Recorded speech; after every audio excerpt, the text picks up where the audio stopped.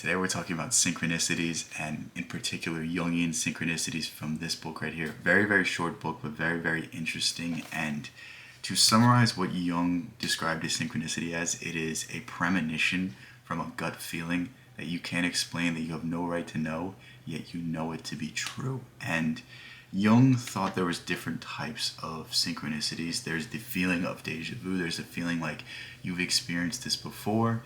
And then there's also the synchronicity where you foresee something coming. So like getting a call from someone the day that you're thinking about them, that would be called a synchronicity. And we see these time and time again. And what Jung described these to be is very, very interesting. And it all goes back to the conscious, unconscious. It all goes back to exactly what it is that comprises our psyche, exactly what it is that makes our minds work. And it has to do with, you have a certain amount of energy, you have a certain amount of space, you have a certain amount of storage in your brain.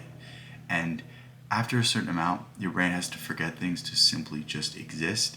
You know, think about it. Like if you remembered every single memory you had from the time that you're born, there'd be a point where it no longer makes sense because you can't have more thoughts, you can't function because you're just remembering all these things at all times. And because of this, there's certain memories, there's certain events, there's certain things that fade to the background that actively have an effect on us. And this is what Jung called the unconscious. So from these unconscious memories, from these unconscious forces, we are granted a great insight, a great intuition as to events that are going to happen. So think about it like this. If there's a supercomputer, the supercomputer can predict things so perfectly because it has access to a million different sources. It has access to so much data that it almost has a precognition effect. And this is what Jung said is similar to the unconscious.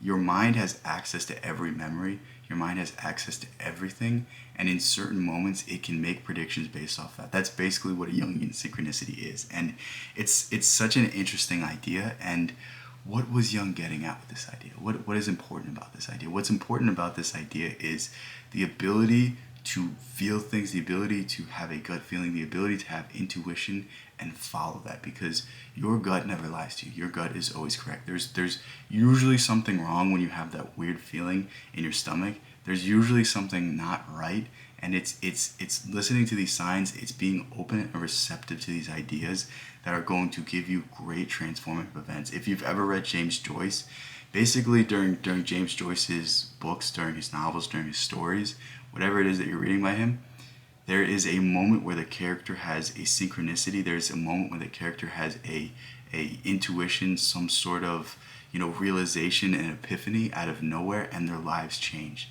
This is the same thing that's happening to you, and this is the same thing that you need to begin listening to.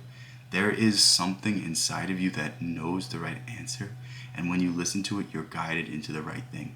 Have you ever been in a relationship? Have you ever been on a date with somebody and just get a weird feeling?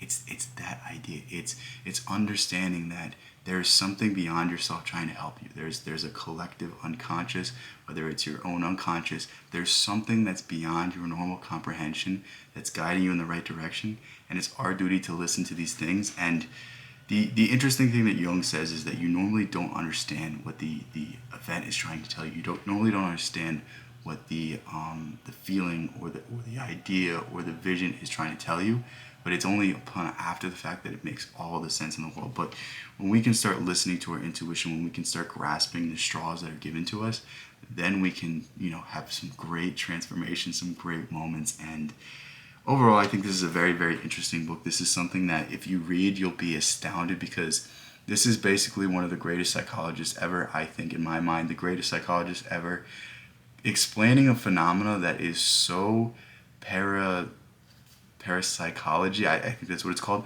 but it's so out there, it's so interesting, and to see a scientific explanation of this is very much like Spinoza's ethics, in where Spinoza basically uses logic to prove God.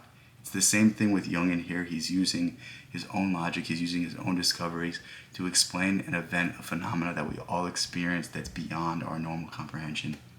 With that said, love you guys so much. Thank you guys so much. Peace out. I'll catch you in the next one.